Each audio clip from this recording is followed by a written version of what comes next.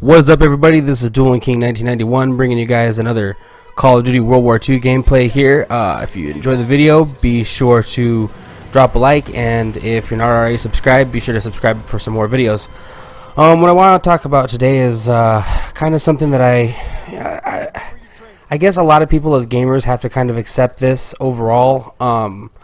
And my frustrations with this today kind of drove me into this gameplay here where I'm again playing against bots. Earlier I was playing online, I was playing some war mode, and well, I like to think I was playing pretty well. I'll put it that way. I think that I was playing pretty well. And it's something that kind of, the main topic of today's gameplay is going to be your experience with teammates, my experience with teammates, and kind of accepting that, like, that's just, you know, you should kind of be a little more understanding towards something like that, because for one thing, someone may be starting out in the game pretty new, and if that is the case, they may not know all the corners and all the tricks of the trade for each, every Call of Duty.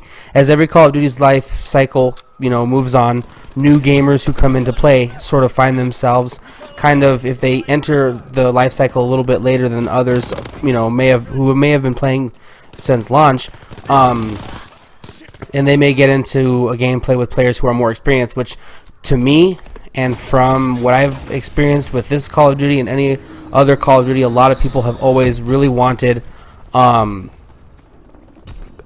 competitive matchmaking, as in you get a randomized experience whenever you're playing, at least in the core mode of team deathmatch and kill confirmed and things like that, mainly because they sort of want it to be something where you get a randomized experience, so you can kind of have a more relaxed mode, so you can kind of save the more competitive playstyle for competitive modes. So if you are playing ranked or something like that, you can have a more competitive experience, whereas if you're playing core modes, you have more of a laid back, kind of a less, the term we use is a less sweaty experience than if you're playing ranked or anything like that. But I was playing just core mode, and a few of my teammates who I feel kind of performed a little bit less than spectacular while we were playing, in my session at least, that I noticed. And like I said, I'm not a great Call of Duty player by any means. I'm not, a professional Call of Duty player. I'm not fantastic at the game, anything like that. But I like to think that when I'm playing an objective-based mode, I play the objective. When I'm playing team deathmatch, I get, I sometimes I play a little bit worse than I would like to, but I don't rush in when I know that I'm not playing a class that is meant to hang back. When I'm playing a class that's, an assault rifle or an SMG, I don't just sit in a corner and camp. I play the classes the way they're meant to be played, or at least I attempt to play the way the game is meant to be played. And I like to attribute a lot of, the balance issues, at least for me, being who has the best connection between the two of us, not so much the skill level, because I think I'm okay at Call of Duty. I think I'm okay at most first-person shooters.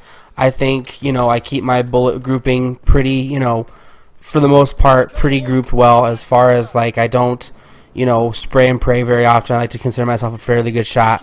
And so I like to base a lot of the success I have in multiplayer games on our connections as opposed to our skill levels. But that being said, like I said, I don't think I'm a great player at this game, as far as, like, I think there are a lot of people who play this game much better. But that being said, what I learned today is sort of to just, like I said earlier, a lot of the time someone is just getting the game new and they haven't played it a whole lot before, and so they're just learning the maps, they're just learning what guns are good and which engagements, which attachments work better with each gun. There are a lot of situations where people have used grip on certain weapons and not seen a difference, and then used grip on another weapon and seen a huge difference in the recoil pattern and different things like that. Sometimes you want to test out and see which kill streaks work best for you, which division you enjoy the most, which basic training works best for your playstyle. All those things come into account, and so when you're a lower level and you haven't unlocked a lot of the other things, that's another thing.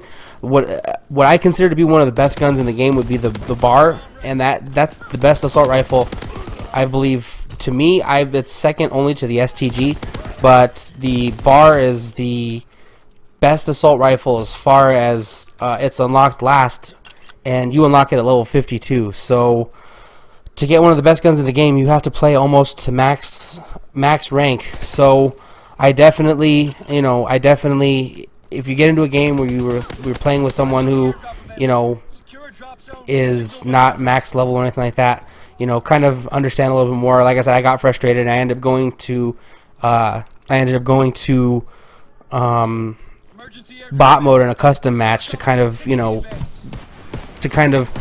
cool myself down. But that's pretty much it. The video is coming to a close here. I just want to talk about that, and sort of that be the premise of the video, is just talking about teammates and the overall struggle and kind of coping with that sort of thing, and kind of, just being understanding to the point where you're like, you can kind of see, through another person's perspective.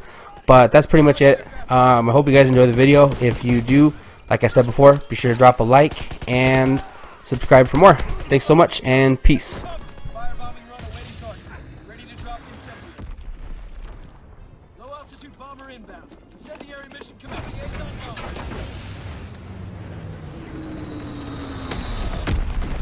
Recon aircraft in your area. Recon aloft. Be advised in the sky. Fighter aircraft ready. On for a strafing run.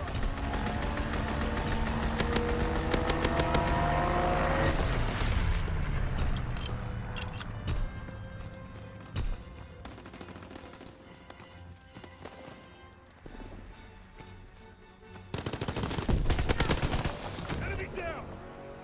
Well done, soldiers. Head to the rear and rest up.